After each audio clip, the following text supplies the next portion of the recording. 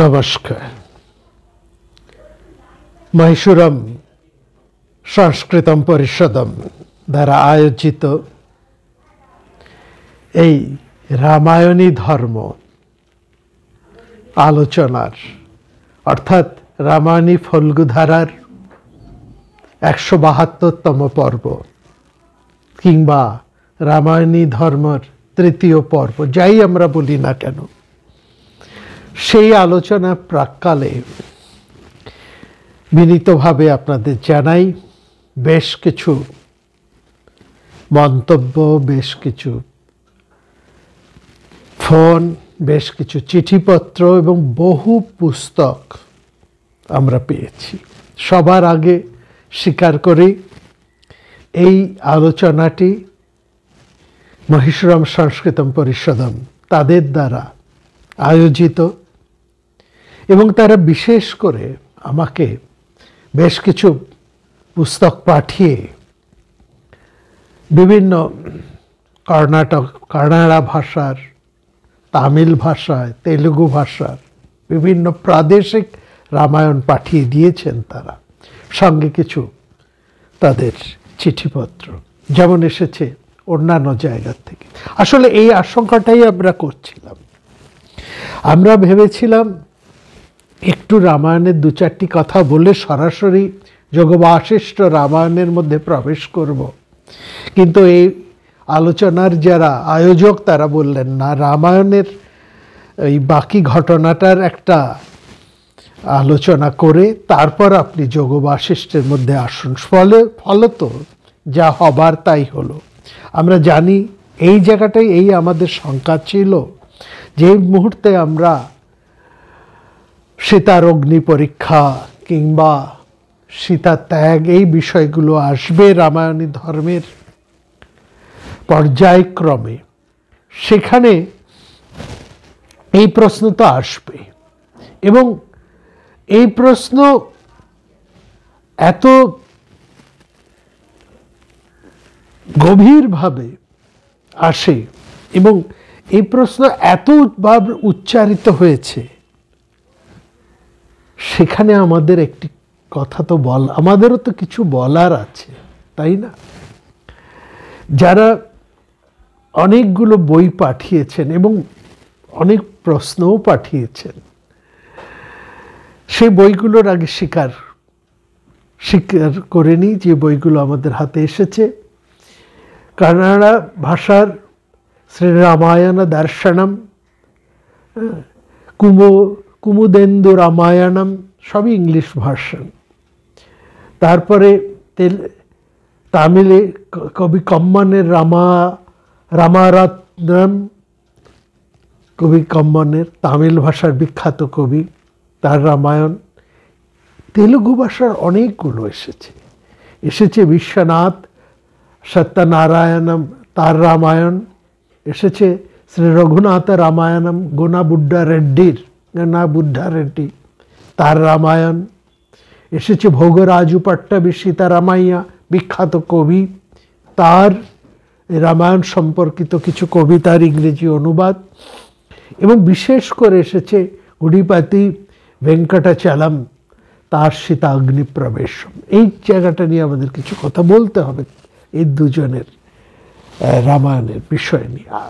এবং এছাড়া তো আমাদের বাংলার বহু রামায়ণ আছে, যেমন মাইকেল মধুসূদন দত্ত থেকে আরম্ভ করে বর্তমান কবি সীতায়ন পর্যন্ত সেই যে রামায়ণ, সেই সব রামায়ণের কিছু কিছু তো এসেছে এবং সেখান থেকে তুলে বহু প্রশ্নও আমাদের কাছে এসেছে। এবং এখানে আমরা বলি যত প্রশ্ন এখানে উঠেছে, যত বিদগ্ধ মানুষেরা এই প্রশ্ন তুলেছেন, সেই প্রত্যেকটা প্রশ্ন তোলার স্বাধীনতাটা তারা পেয়েছেন কিন্তু রামায়ণ থেকে। সেই মহাকবি বাল্মীকি কিন্তু সেই পরিসরটি তৈরি করে দিয়েছেন এবং নিজেও বাল্মীকি সেই প্রশ্নের জায়গাটা তুলেছেন এবং তাকে তিনি সমর্থন করেননি তিনি। রামচন্দ্রের এই মনোভাব বা আচরণ এবং সেখানে যা যা ঘটেছে তাকে তিনি সমালোচনা করেছেন, সমর্থন যে করেন না সেটাও স্পষ্ট। সুতরাং নতুন করে কিন্তু সমালোচকেরা নতুন কিছু বলার তাদের নেই। তারা যা বলছেন মহাকবি বাল্মীকি তা ওই রামায়ণের মধ্যেই তা দেখিয়ে গেছেন, বলেছেন। একটু আপনারা যত্ন করে যদি লক্ষ্য করেন মূল রামায়ণ এবং একটু ধৈর্য নিয়ে যদি সেই জায়গাগুলোকে পড়েন, এবং আমরা তার উত্তর তো আমাদের কিছু দিতেই হবে যেহেতু প্রশ্ন এসেছে এবং এই শঙ্কার জায়গাটি উন্মোচিত হয়েছে, ফলে আমাদের সেই প্রশ্নগুলো নিয়ে আমাদের কথা বলতেই হবে। এই জায়গায় আমি আপনাদের আবার একটু ধৈর্য এবং সাগ্রহ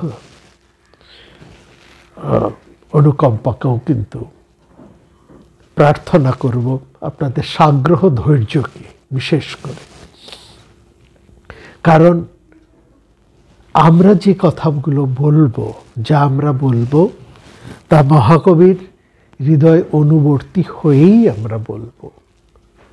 এবং আমরা এখানে দেখাবো যে প্রশ্নগুলো আপনারা তুলেছেন বা এই বিভিন্ন পুস্তক আদি বা রচনার মধ্যে যে প্রশ্নগুলো উঠেছে তার পরিসর মহাকবি নিজেই করেছেন, তিনি নিজেই তুলেছেন, এবং সেই জায়গায় তার উত্তরও কিন্তু রামায়ণে আছে। একটু মহাকবির হৃদয় অনুবর্তী হয়ে যদি আমরা রামায়ণকে বিশ্লেষণ করি, একটু তাকে যদি বোঝার চেষ্টা করি, একটু যদি দেখি, তাহলেই এটা আমাদের কাছে স্পষ্ট হবে। এই ব্যাপারে কোনো সন্দেহ নেই, এটুকু আমরা বলতে পারি। তাহলে আমরা প্রথমেই এই বিভিন্ন প্রশ্নের উত্তর দেওয়ার প্রথমেই আমরা রামায়ণের সেই জায়গাকেই মহাকবির অর্থাৎ মূল বাল্মীকির রামায়ণের সেই অংশটাকেই আমরা আগে উন্মোচন করি। কোথার থেকে এই প্রশ্নগুলো উঠে আসে বা এই প্রশ্নের পরিসর তৈরি হয় সেটা আগে আমরা দেখি।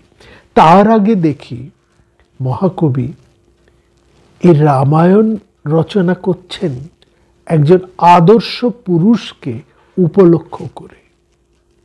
এটা আমাদের বুঝতে হবে। এটা এখান থেকে আমরা সরতে পারবো না।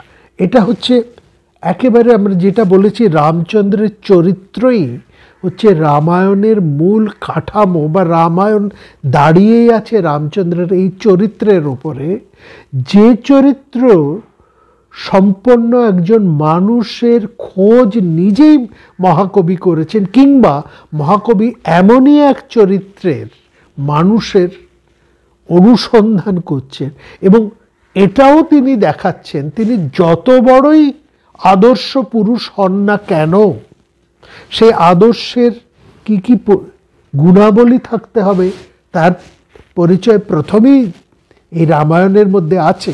আমরা সেই জায়গায় আসব, আরেকবার আমরা সেই জায়গায় ছুঁয়ে যাব। এবং এখানে আমরা বলতে চাইছি এত আদর্শ থাকা সত্ত্বেও কিন্তু এমন মানুষের মধ্যেও এই ধরনের আচরণ, এমনই ব্যবহার কিন্তু থাকে, এবং থাকে বলেই তিনি দেবতা নন, তিনি মানুষ। যেটা আমরা বলেছি রামায়ণের মধ্যেই রামচন্দ্র নিজেই দেবতাদেরকে ধন্যবাদ, তার প্রশংসায় শুনে তিনি দেবতাদেরকে ধন্যবাদ দিয়ে বলছেন আমি মানুষ হয়েই থাকতে চাই, মানুষই হোক আমার পরিচয়, আমি দেবতা হতে চাই না। যেটা আমরা প্রথম রামায়ণী ধর্মের প্রথম পর্বের মধ্যে আমরা বলেছি। এবার দেখুন কোন চরিত্রকে বাল্মীকি খোঁজ করছেন, তার সেই খোঁজ চরিত্রকে আমরা একটু দেখি রবীন্দ্রনাথের ভাষায়। মানে বাল্মীকি কে আছেন এই পৃথিবীতে যিনি গুণবান, বীর্যবান, ধর্মজ্ঞ, কোস্মিন সাম্প্রতং লোকে গুণমাঙ্কশ্চ বীর্যবান, এই যে বাল্মীকির প্রশ্ন, এটা আমরা যদি আরেক মহাকবির ভাষায় বলি, তাহলে তার অনুবাদে বলি, তাহলে কীরকম দাঁড়ায়? বাল্মীকি প্রশ্ন করছেন নারদকে, কহ মোরে বীর্যকার ক্ষমারে করে না অতিক্রম। বীর্যকার ক্ষমারে করে না অতিক্রম, অর্থাৎ তার ক্ষমাশীলতাই সবচাইতে বড়। তিনি বীর্যবান, এ ব্যাপারেও কোনো সন্দেহ নেই। তিনি একজন বীর্যবান শক্তিমান পুরুষ, ক্ষত্র পুরুষ, কিন্তু তার ক্ষমা শক্তি কখনোই বীর্যের কাছে পরাজিত হয় না। কহমরে বীর্যকার ক্ষমারে করে না অতিক্রম। কাহার চরিত্র ঘেরি সুকঠিন ধর্মের নিয়ম, ধরেছে সুন্দর কান্তি মাণিক্যের অঙ্গদের মতো। মহা ঐশ্বর্যে আছে নম্র, মহাদৈন্যে কে হয়নি নত। সম্পদে কে থাকে ভয়ে, বিপদে কে একান্ত নির্ভীক। কে পেয়েছে সব থেকে, কে পেয়েছে সবচেয়ে, কে দিয়েছে তাহার অধিক। কে পেয়েছে সবচেয়ে, কে দিয়েছে তাহার অধিক। কে লয়েছে নিজ শিরে রাজভালে মুকুটের সম, সবিনয়ে সগৌরবে ধরা মাঝে দুঃখ মহত্ব। এই রামায়ণ জুড়ে মহাকবির অভীষ্ট এমন এক চরিত্রের প্রকাশ যেখানে ঘটেছে, সেখানে রামচন্দ্রের দুটি ভিন্ন চরিত্র আমরা দেখি একই সঙ্গে। যুদ্ধকাণ্ডে যুদ্ধ কষায়িত এক বীর ধনুর্ধর রামচন্দ্রের মূর্তি, অন্যদিকে রাবণ বধের পর সীতার সাথে তার একটা ব্যবহার, এই জায়গাটা আমাদেরকে একটু আশ্চর্য করে। দেখুন রামায়ণের সেই জায়গাটা, অর্থাৎ এমন বড় মানুষ যার এত আদর্শ, এমন চরিত্র, যার এমন ক্ষমা শক্তি, যা তার বীর্যবত্তাকে অতিক্রম করে না, এই যার বীর্যবত্তা সেই ক্ষমা শক্তিকে অতিক্রম করে না, এমন যে যিনি, সেই রামচন্দ্রের ব্যবহার এমনটা যে হয়, এটা কেবল সেই ত্রেতা যুগীয় ব্যাপার স্যাপার নয়। আজকের এই 2024-25 সময়ে দাঁড়িয়ে যখন আমরা একটা উদারী ভাবনার মধ্যে দাঁড়িয়ে আছি, যখন আমরা বলি যে আমরা অনেক আধুনিক চিন্তার দিক থেকে, ভাবনার দিক থেকে অনেক মুক্ত স্বচ্ছ, সেখানেও কিন্তু আমাদের মধ্যে এমনই ব্যবহার পরিলক্ষিত হয়, আমরা তার বাইরে বেরিয়ে আসতে পারি না। এটাও ঠিক, এই জায়গাটাকেও কিন্তু বুঝতে হবে। এটা দেখুন, এটা ঠিক, রামচন্দ্র যেমন যুদ্ধ করছেন রাবণের সঙ্গে, তার যে ভয়ঙ্কর যুদ্ধ, সমানভাবে সীতাও কিন্তু রাবণের সাথে যুদ্ধ করছেন। একটা রামচন্দ্র যুদ্ধ করছেন না, সীতাও যুদ্ধ করছেন। রামচন্দ্রের যুদ্ধটা একটা বাহ্যিক যুদ্ধ, বাহ্য যুদ্ধ, কিন্তু সীতার যুদ্ধ অনেকটা মানসিক যুদ্ধ। শত্রুর ঘরে একা দাঁড়িয়ে, শত্রুর মুঠোর মধ্যে অবস্থান করে নিরন্তর তার শারীরিক প্রশংসা, নিরন্তর প্রলোভন, অবিরাম ঐশ্বর্যের হাতছানি, এই সব কিছুর মধ্যে দাঁড়িয়ে একজন অরণ্যচারী, প্রায় নির্বান্ধব এক স্বামীর জন্য নিজেকে যে আবৃত করে রাখা, এই কাঠিন্য, এই প্রভাবকে অস্বীকার করা যায় না। এই বৈপরীত্য রয়েছে, এটা সেখানে রয়েছে, এটাকে আমরা অস্বীকার করতে পারি। এবং রামচন্দ্র হনুমানের মাধ্যমে সীতাকে এই সংবাদ পাঠিয়েছেন যে আমি রাবণকে জয় করতে সক্ষম হয়েছি এবং রাবণকে জয় করে, রাবণকে পরাজিত করে, তাকে বধ করে, তাকে হত্যা করে সেই লঙ্কায় আমি বিভীষণকে অভিষিক্ত করেছি। অতএব তুমি এখন আর পরগৃহে নেই, নিজের বাড়িতেই তুমি আছো, এটা ভেবেই তুমি আশ্বস্ত হও। এখানে আমরা সবাই, বিভীষণ সহ সবাই তোমার আসার জন্য অপেক্ষা করছি। এই সংবাদ রামচন্দ্র কিন্তু হনুমানের মাধ্যমে সীতার কাছে পাঠিয়েছেন। এবং এই সংবাদ শুনে স্বাভাবিকভাবেই সীতার মনে যে আনন্দ হয়েছে, তিনি অনেকক্ষণ কথাই বলতে পারলেন না। মানে তিনি বলছেন, তুমি আমাকে এত বড় একটা প্রিয় সংবাদ দিলে, অথচ আমি তোমাকে তো এই তার বিনিময়ে কিছু দিতে পারছি না। হ্যাঁ, সেখানে হনুমান বলছেন যে একটা কথা আপনাকে আমি বলি, এই যে রাবণের চেড়িরা আপনাকে এত কষ্ট দিয়েছে, এত যন্ত্রণা দিয়েছে, এত কঠিন কথা শুনিয়েছে, আপনাকে মারতে চেয়েছে, আমার ইচ্ছে হয় আমি ওদেরকে একেবারে শেষ করে দিই। সীতা বলছেন, কি বলছো তুমি হনুমান? এরা তো স্বাধীন নাকি? এরা তো সবাই পরাধীন। এরা সেই লঙ্কেশ্বরের উপর নির্ভর, তারই অনুগ্রহে এরা বেঁচে থাকে।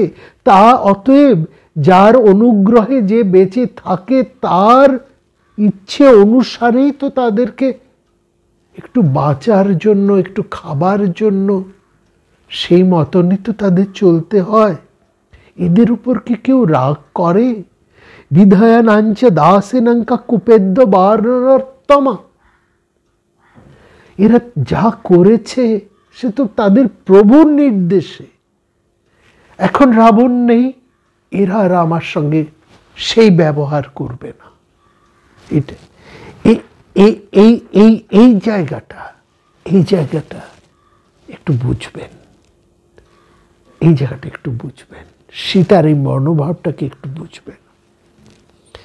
এখানে এই জায়গাটায় মহাকবি বাল্মীকি, আমাদের আদি কবি, কি তার এই সমস্ত কাঠিন্যের মধ্যে যে কথাটা আমরা বলেছি, ভয়ঙ্কর যুদ্ধ মধ্যেও তার হৃদয়ের কি অপূর্ব স্পর্শ সেখানে থাকে। এইখানেই হচ্ছে মহাভারতের সাথে রামায়ণের তফাৎ। মহাভারতের কোথাও যুদ্ধ বা যুদ্ধকালীন পটভূমিকার মধ্যে এই হৃদয়ের সংবেদনশীলতা আপনারা লক্ষ্য করবেন না। কোনো চরিত্রের মধ্যে, কোনো দিকের কোনো চরিত্রের মধ্যে সেখানে নেই। সেটা বড় রূঢ়, সেটা বড় কঠিন, বড় পরুষ। কিন্তু রামায়ণ, সেই রামায়ণের মধ্যেই এমন যে হৃদয়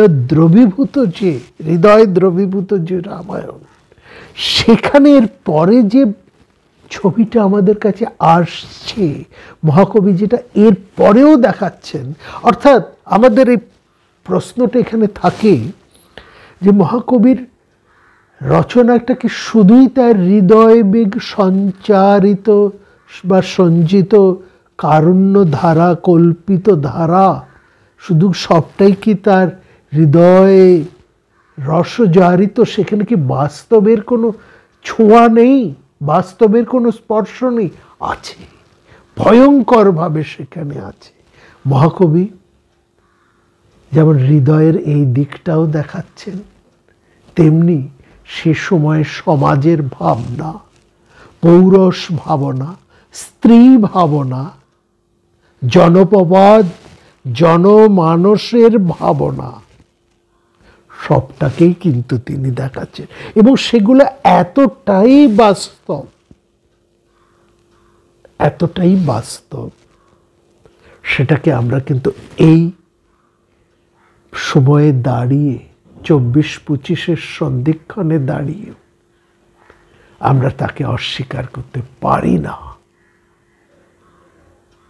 2025 শুরু হয়েছে, এই সময়ের যদি সমাজের দিকে যদি তাকান, জনমানুষের, সাধারণ জনমানুষের ভাবনার দিকে যদি তাকান, এর বিপরীত ছবি দেখবেন না। একই ভাব, একই চেহারা সেখানে রয়েছে।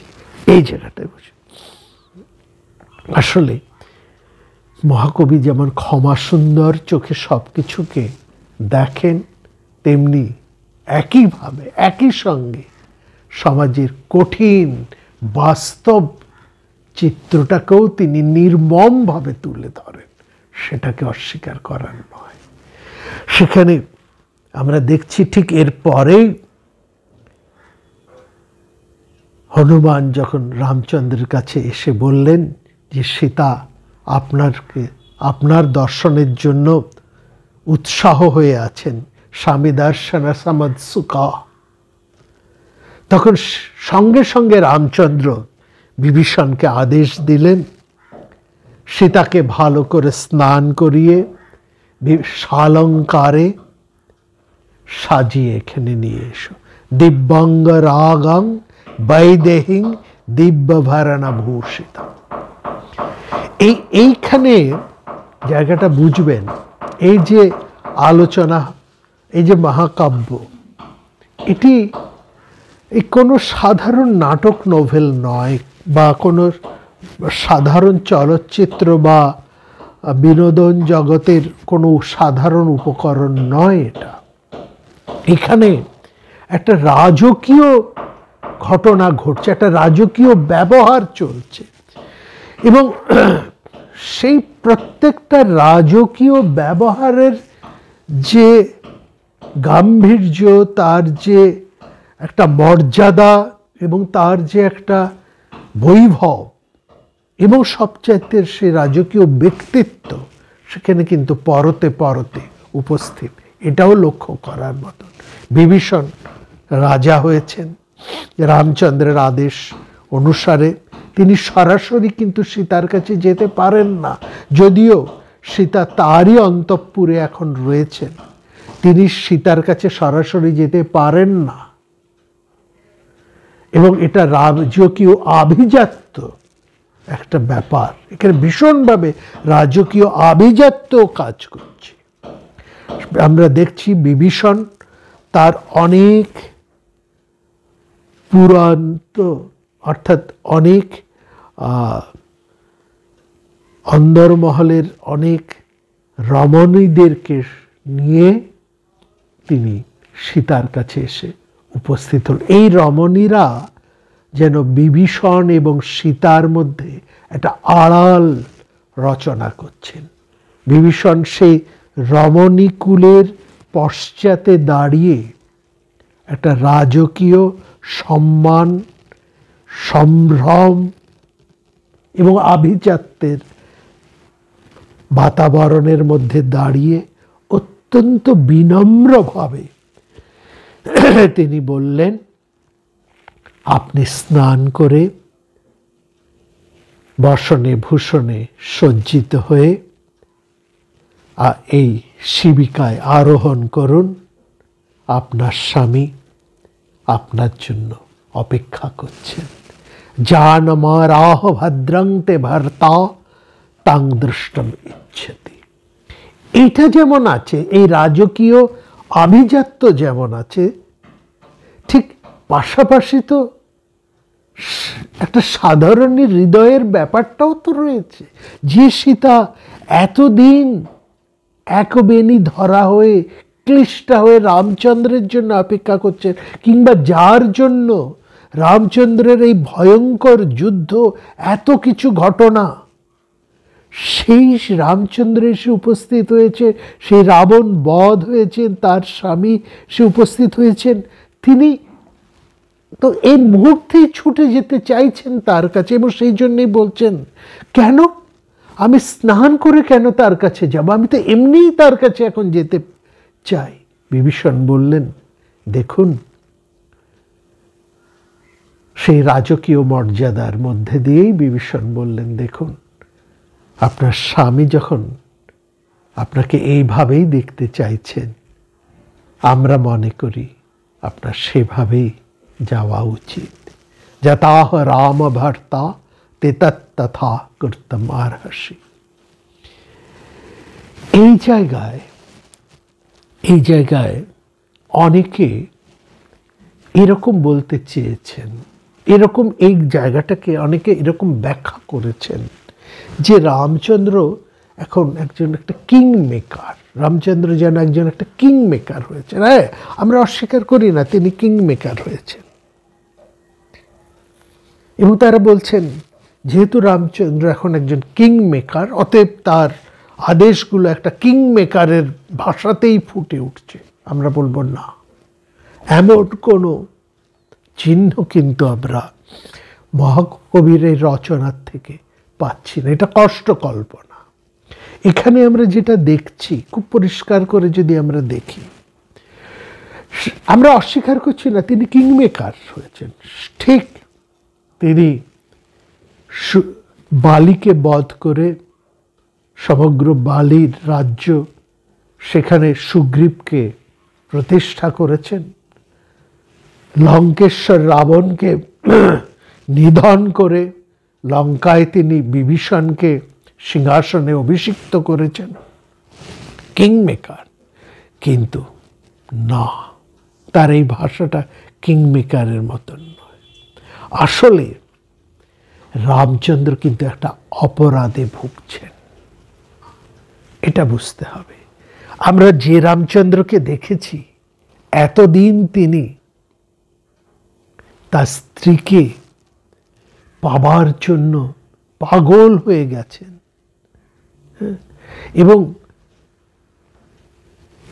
এই কথাও এই প্রসঙ্গে আসে যে কি দোষ হতো সীতা যদি ওই রকম ভাবে কান্ত বিরহ, এক বেনি ধরা, ক্লিষ্টা, একেবারে ব্রতনিষ্ঠা, সমস্ত শরীরের মধ্যে ময়লা জমে গেছে, সেই চেহারায় যদি রামচন্দ্রের কাছে তিনি এসে তেমনভাবে উপস্থিত হতো, তাহলে রামচন্দ্রের মনে পরবর্তী সময়ে যে সংশয়, যে প্রশ্ন ইত্যাদি এসেছে, সেগুলো হতো না, এই জিজ্ঞাসা আসতো না, এই সংশয় এগুলো হতো না রামচন্দ্রের মনে।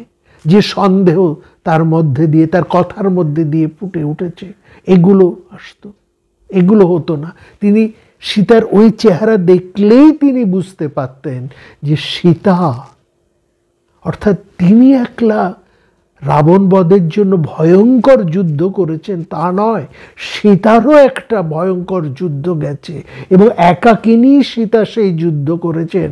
যে কথা দিয়ে আমরা আরম্ভ করেছি, সেই শত্রুপুরীর মধ্যে বসে, শত্রুর মুঠোর মধ্যে বসে সমস্ত ভোগ ঐশ্বর্যকে একেবারে ত্যাগ করে শত্রুর বিরুদ্ধে তিনি ওই রকমভাবে কষ্ট সহ্য করে একটা ভয়ঙ্কর মানসিক যুদ্ধ করেছে। তার সেই বিধ্বস্ত দীর্ণ চেহারাটাকে যদি রামচন্দ্র একবার দেখতেন, তাহলে রামচন্দ্রের মধ্যে তো এই সংশয়, এই প্রশ্ন, এইসব আসতো না। এইরকমভাবেই তো দেখা উচিত ছিল।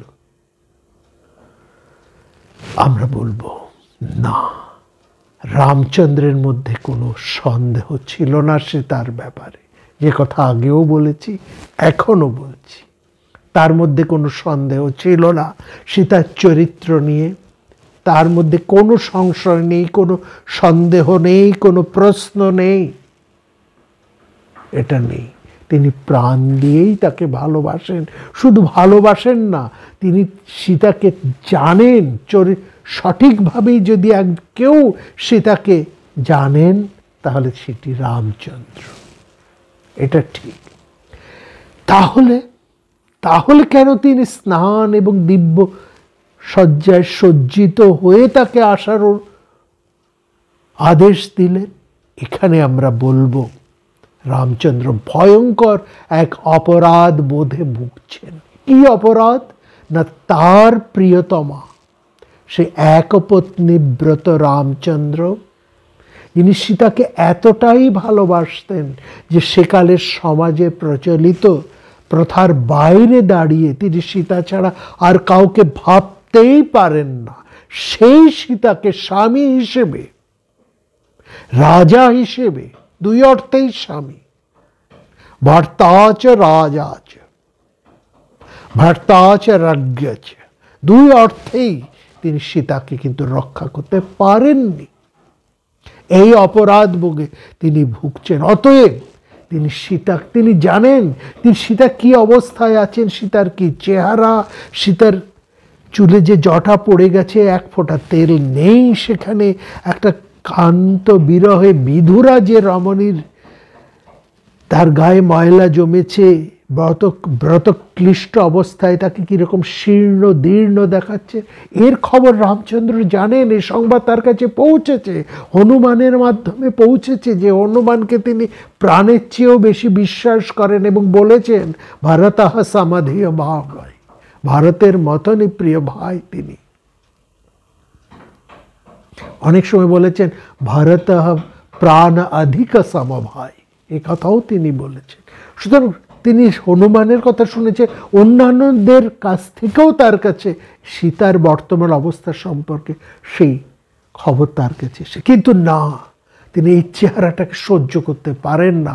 এই চেহারা তার কাছে লজ্জা, তার কাছে বেদনা, তার কাছে অপরাধ, তিনি ভুগছেন, এটাকে তিনি সহ্য করতে পারেন না। সেই অপরাধ, তাকে সীতাকে রক্ষা করতে না পারার যন্ত্রণা, অপরাধ তাকে কুরে কুরে খাচ্ছে। সেই জন্য তিনি তার সেই চরিত্রকে না স্বীকার করতে পারেননি। এবং ফলত অ্যাজ এ ক্রিপ মেকার হিসেবে নয়, তিনি বাস্তবিক দিক থেকেই সীতাকে ওই সেজেই আসতে বসেছেন। তিনি সমহিমায় রাজোচিতভাবেই তাকে ফিরিয়ে আনতে চাইছেন। এই জায়গাটা বুঝতে হবে। বিভীষণের কথায় বা রামের আদেশে যাই বলুন না কেন, সীতা স্নান করে সাঙ্গরাগে সালঙ্কারাভাবে তিনি শিবিকায় চড়ে যখন আসছেন এবং এই সংবাদ এসে দিলেন বিভীষণ, এসে বললেন সীতা আসছেন, চতুর্দোলায় চড়ে তিনি আসছেন। কিন্তু এই সংবাদে রামচন্দ্রের মনে যে প্রতিক্রিয়া ঘটার কথা ছিল, মহাকবি বলছেন সেই প্রতিক্রিয়াটি কিন্তু বিভীষণ দেখতে পেলেন না। তিনি এবং সেখানে কবি বলছেন যে রামচন্দ্রের মধ্যে, তার মধ্যে যেন পরপর ক্রোধং হর্ষঞ্চ শোকঞ্চ রাঘব প্রাপ শত্রুহা, একটা পর অনেক দিন শত্রু গৃহে, রাক্ষস গৃহে সীতা বাস করছেন, এইটা জেনেই তার মনের মধ্যে যেন একসঙ্গে ক্রোধ, আনন্দ এবং দৈন্য তিনটি তার মধ্যে দেখা গেল। এবং এই যে রামচন্দ্রের মধ্যে পরপর ক্রোধ, হর্ষ অর্থাৎ আনন্দ এবং শোক এর একটা ভাব পরপর এলো, এটা নিয়ে টিকাকাররা অনেক ব্যাখ্যা করেছেন। গোবিন্দরাজও অনেক, রামায়ণের বিখ্যাত টিকাকার, তিনিও অনেক ব্যাখ্যা দিয়েছেন। আমরা সেই ব্যাখ্যার মধ্যে যাব না। সেই ব্যাখ্যাকে আমাদের ঠিক যেন সঠিক মনে হচ্ছে না। আরেকটু ভেবে দেখুন, সীতা একেবারে সমস্ত টিকাকারদের ভাষ্য মাথায় রেখেই, সশ্রদ্ধায় মাথায় রেখেই আমরা আপনাদেরকে বলবো, একবার মহাকবির হৃদয় অনুবর্তী হয়ে তার শ্লোকের মধ্যে দেখুন, সেখানে মহাকবি বলছেন এতদিন সীতা রাক্ষস গৃহে বস ছিলেন বলেই তার মনের মধ্যে ক্রোধ, হর্ষ এবং দৈন্যতা পরপর যেন দেখা দিল। অর্থাৎ এই যে এখানে এই জায়গাটা বুঝতে হবে, একজন মানুষের মধ্যে এই তিনটে ভাব একসঙ্গে কখনো আসে না, এগুলো আসে পর পর আসে। এবং এই জায়গাটাই রামচন্দ্রকে দেবতা নয় মানুষ করে দিচ্ছে। যত বড় আদর্শ পুরুষই তিনি হন না কেন, তাকে সেই বাল্মীকি যত বড় আদর্শ পুরুষের ভাবনায় রচনা করুন না কেন,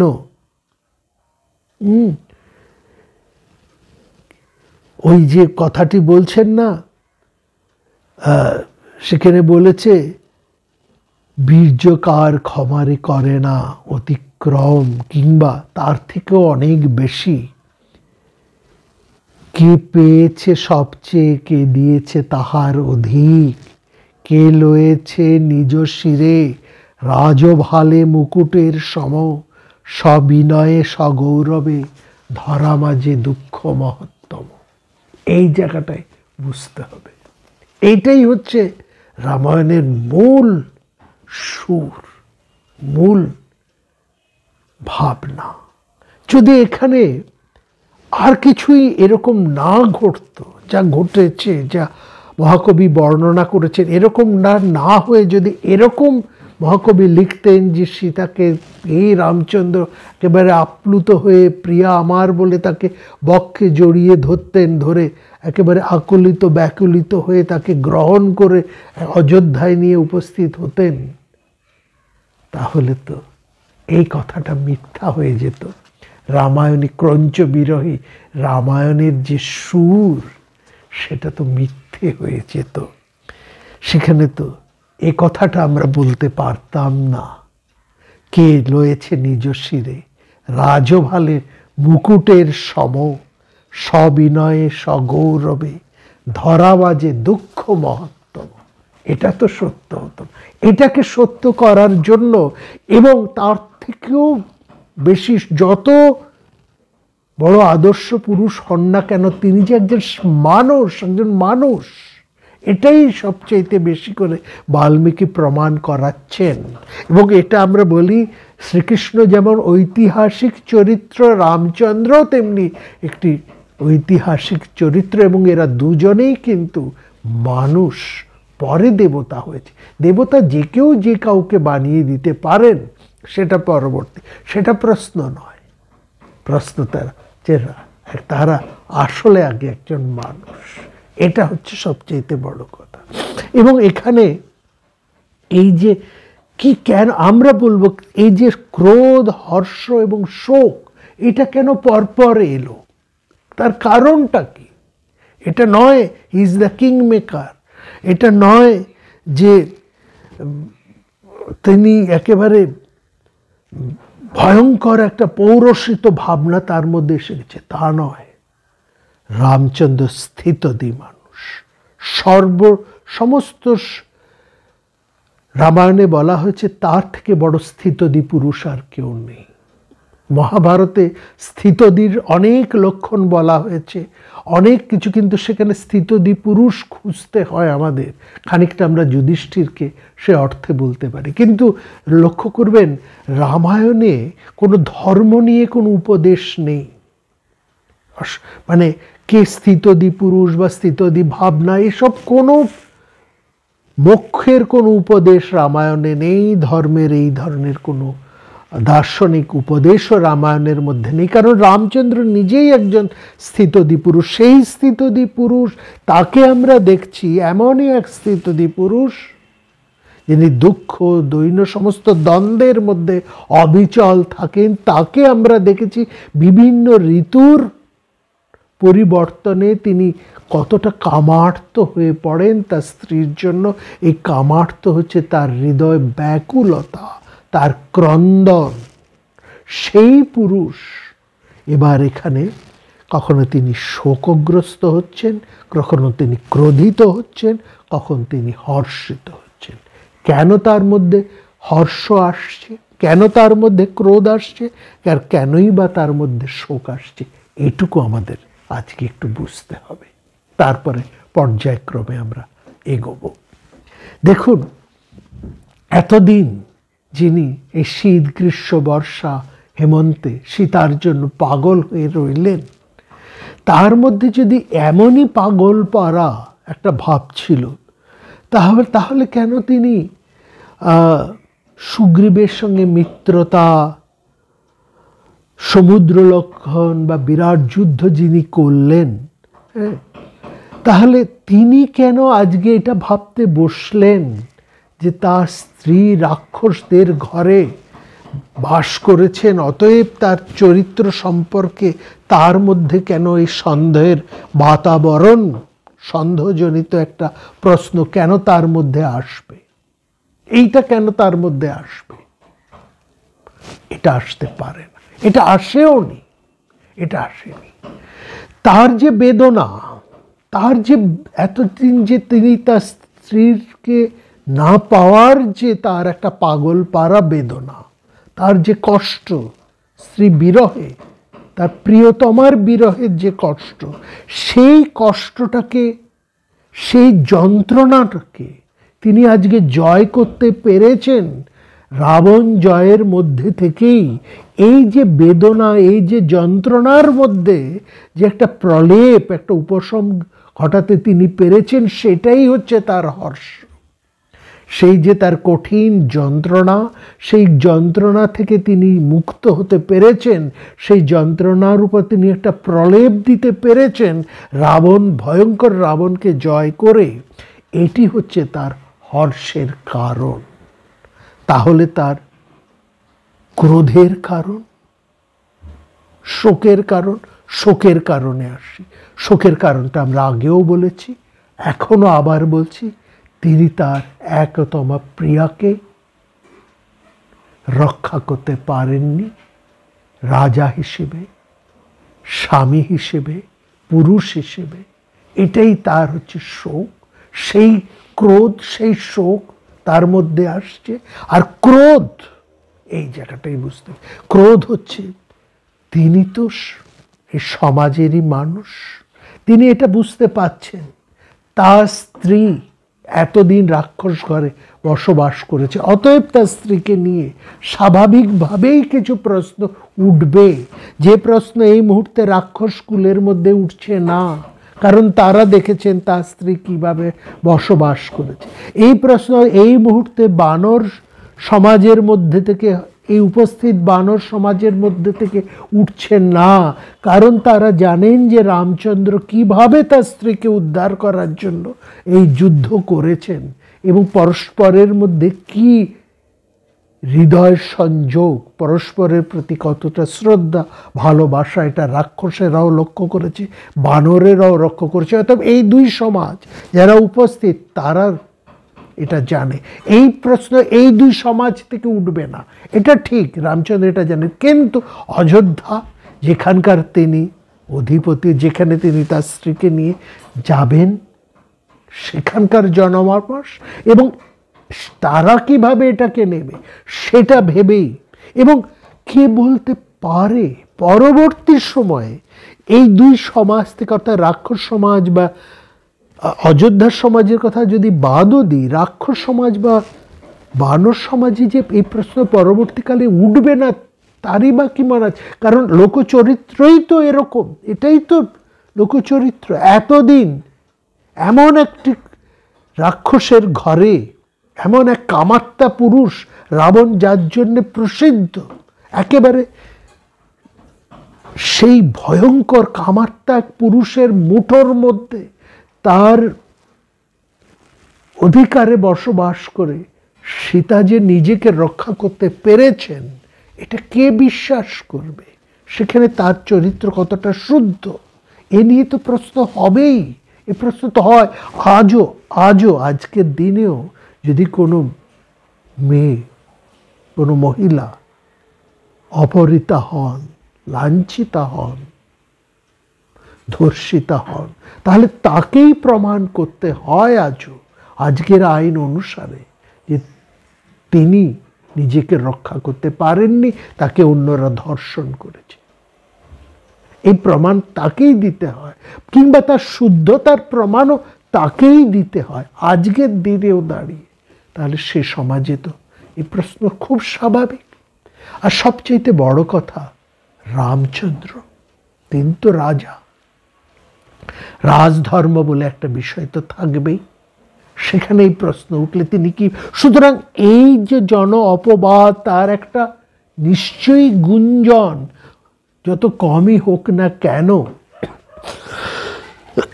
যে সেটা যে এখনই একটু একটু ভেসে আসছে না, উঠছে না, এই প্রশ্ন যে সমাজের বিভিন্ন স্তর থেকে একটু একটু ভেসে উঠছে না, কি বলতে, সেটা রাজা রামচন্দ্রের কাছে এসে পৌঁছেছে।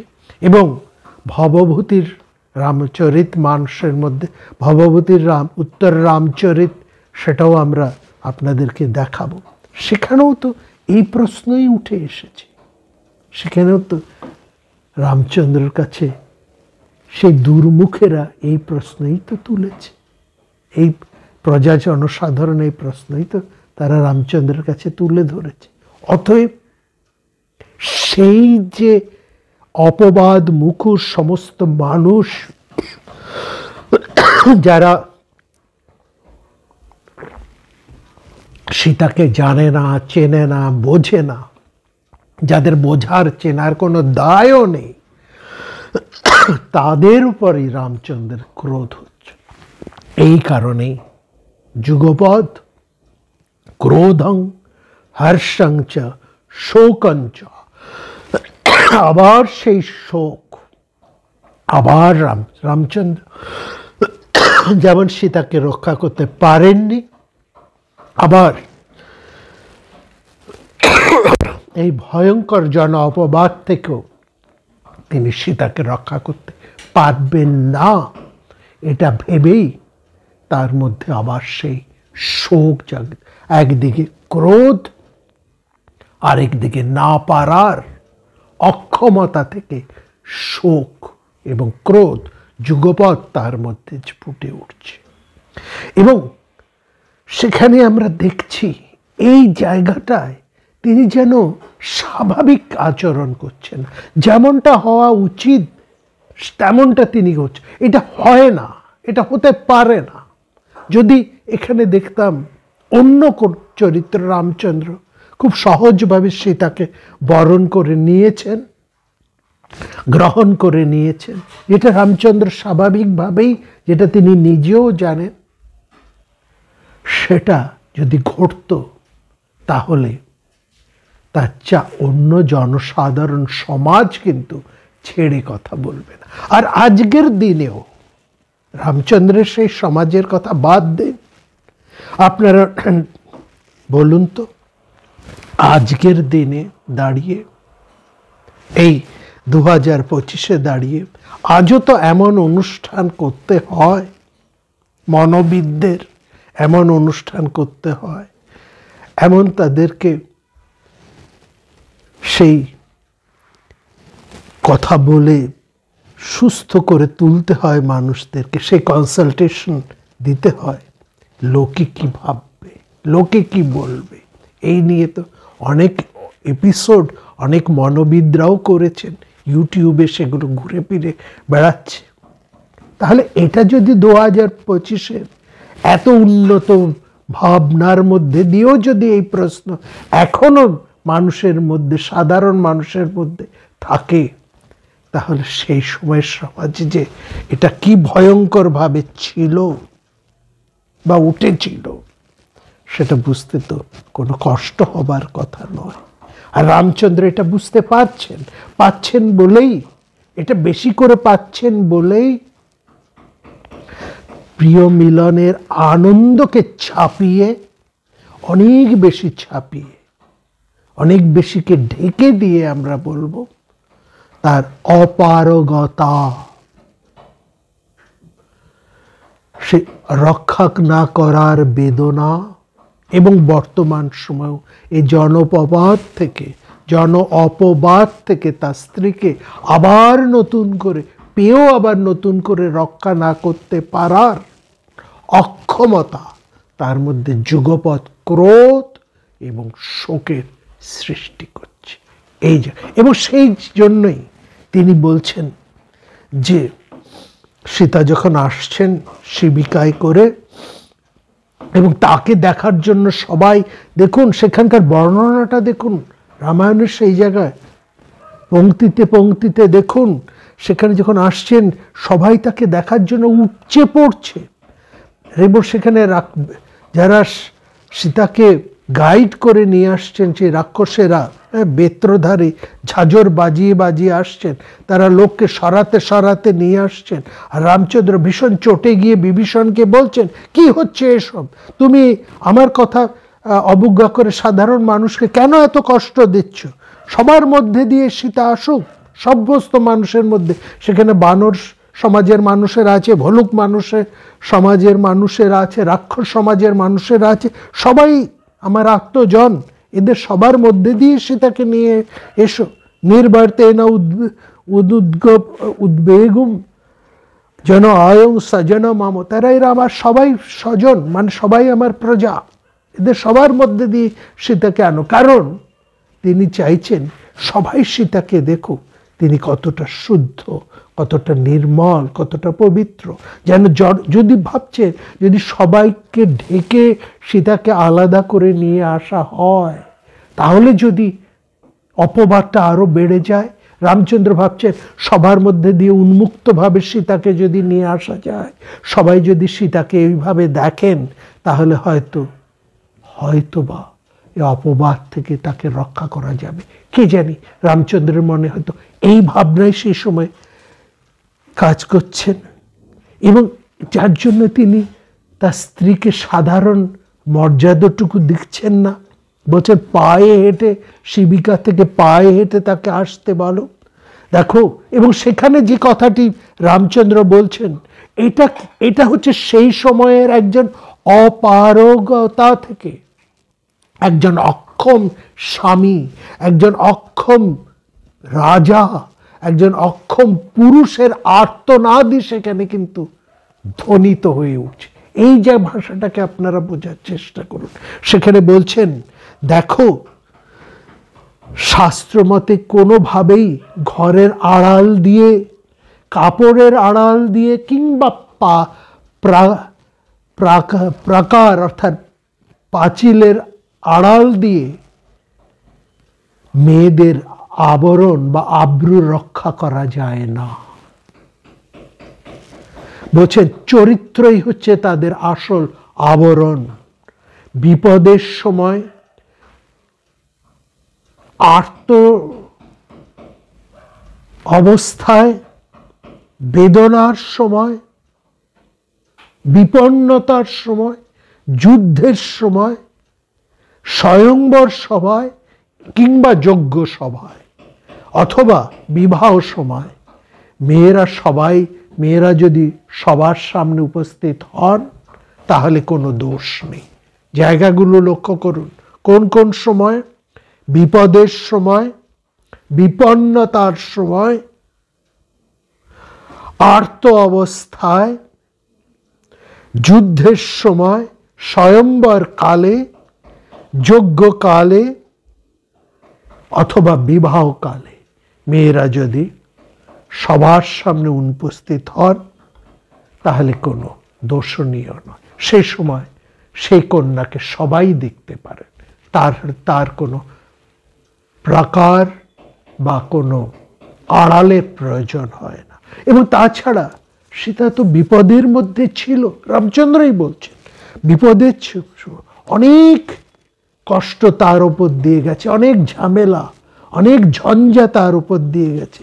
সে সমস্ত সময় সে পার করে যদি সবার সামনে দিয়ে আসে, এবং সেখানে আমি তার স্বামী উপস্থিত, এবং মনে রাখবেন ওই বিবাহ সময়ে, যজ্ঞ সময়, কিংবা ওই স্বয়ংবর সভায় সে তো উপস্থিত হচ্ছেন তার স্বামীর সামনে, এবং সেখানেও স্বামী হিসেবে আমি উপস্থিত। সুতরাং সবার সামনে দিয়ে সে যদি উপস্থিত হয়, তাহলে তো এটা কোনো দোষণীয় নয়। তাকে পায়ে হেঁটেই আমার সামনে আসতে বলো, পাদ্মা মেবা বাবা অপর্ষতু, তাকে সেভাবেই এসে বলতেন। এই কথায় বিভীষণ প্রসন্ন হননি, লক্ষণ অপ্রসন্ন হয়েছেন, সুগ্রীব, হনুমান, অন্যান্য যারা ছিলেন প্রত্যেকেই মনোবেদনা পেয়েছেন, কষ্ট পেয়েছেন, অপ্রসন্ন হয়েছেন। এখানে বাল্মীকি বলছেন, নিঃসম্য বাক্যং রামস্য বাবুর ব্যথিতাভ্রুষম। এটা রামচন্দ্রের সবচাইতে শুভাকাঙ্ক্ষী যারা, যারা রামচন্দ্রের কাছের লোক, তারা তাদের ব্যথা প্রকাশ করেছেন এবং মহাকবি এই জায়গাটায় নিজের অসন্তোষ প্রদর্শন করেছেন। কিন্তু এই জায়গার মানসিকতাটাও কিন্তু মহাকবি একই সঙ্গে বুঝিয়ে দিয়েছে, সেই সময়কার সমাজের মনোভাব এবং সেই মনোভাব থেকে রক্ষা করবার একটা আন্তরিক প্রয়াস। এবং রামচন্দ্র বুঝতে পাচ্ছেন তিনি নানাভাবে চেষ্টা করছেন রক্ষা করবার জন্য। যেমনভাবে ওই একলা কুঠিরে তিনি লক্ষণকে উপস্থিত রেখে তিনি ছুটে এসেছিলেন সেই মায়া সীতা ধরার জন্য, সেই মায়া সীতাও তো সীতাকে দেবার জন্যে কতটা ভালোবাসা থাকলে তবেই না রামচন্দ্রের মতন একজন বিজ্ঞ পুরুষ এমন অসম্ভবের পেছনে দৌড়ন, কতটা ভালোবাসা থাকলে তবেই না। সেই মানুষ সেই অক্ষমতাকে স্মরণ করেই, নিজের অপারগতাটাকে স্মরণ করেই তিনি যেন একটা বারবার একটা ব্যর্থ প্রয়াস চালাচ্ছেন। এক্ষেত্রেও সীতাকে রক্ষা করার, ওখানে ছিল অন্যরকম পরিস্থিতি, এখানেও জন অপবাদ। ওখানে যদি রাবণের মতন ভয়ঙ্কর এক কামাত্মা পুরুষ থাকে, এখানেও ভয়ঙ্কর জন অপবাদ, সেটা রাবণের চেয়ে আরও অনেক বেশি শক্তিশালী। তার এই দুয়ের বিরুদ্ধেই রামচন্দ্র একলা যুদ্ধ করছে। আর তার মনস্তত্ত্বকে আমরা বুঝতে পারছি না, ধরতে পারছি না। একটা অক্ষমতা তাকে কুরে কুরে গ্রাস করছে, তাকে ক্রোধিত করছে, ব্যথিত করছে, তাকে কষ্ট দিচ্ছে এই জায়গাটায়। এবং সেখানেও এই রামচন্দ্রের মানসিকতার পরিবর্তন ঘটেনি। রামচন্দ্র একটা যুদ্ধ চালিয়ে যাচ্ছেন, একলা একলা একটা যুদ্ধ করে যাচ্ছেন তার সীতাকে রক্ষা করার জন্য। এবং এই যুদ্ধর ক্ষেত্রে যদিও কে বলা হচ্ছেন তিনি স্ত্রীর ব্যাপারেও নিরপেক্ষ ভাবে রয়েছেন, কালত্র নিরপেক্ষশ্চৈ ইঙ্গিতারেশ্ব দারুণই, এ কথাটা যদিও বলা হচ্ছে, আমরা বলবো হ্যাঁ তিনি নিরপেক্ষ। নিরপেক্ষ তো তাকে থাকতেই হবে, কারণ তিনি তো রাজা। আর যেমন তেমন রাজা তো নয় যে স্বার্থে, নিজের স্বার্থে তিনি একরকম ব্যবহার করবেন আর পরার্থে অন্য রকমের ব্যবহার করবেন, এমন রাজা তো তিনি নন। তিনি তো সেই আদর্শ পুরুষ। শুধু আদর্শ পুরুষ হিসাবেও দেখব, প্রেমিকভাবেও দেখব, তার যন্ত্রণাটাকে আমরা বুঝব না, তার কষ্টটাকে আমরা বুঝব না, কেবলমাত্র অপবাদ দিয়ে যাব। এটা হয় নাকি? এটা কি হয়? এই জায়গাটা একটু বুঝতে হবে। আসছি, আর আরও কিছু কথা বলার আছে। আর যে সমস্ত চিঠিপত্র বইপত্র পাঠিয়েছেন তাতে যা প্রশ্ন উঠে এসছে, সেখানে তারও উত্তর আমরা দেব এই রামায়ণ থেকেই, কবির হৃদয় অনুবর্তী হয়ে। তারপরেও যদি আপনাদের কিছু বলার থাকে বলবেন। আসছি পরের পর্বে, ভালো থাকবেন। প্রাণারাম প্রাণারাম প্রাণারাম প্রাণারাম প্রাণারাম প্রাণারাম, কি যেন লুকানো নামে তাই মিষ্ট এত তব নাম। প্রাণারাম প্রাণারাম প্রাণারাম প্রাণারাম প্রাণারাম।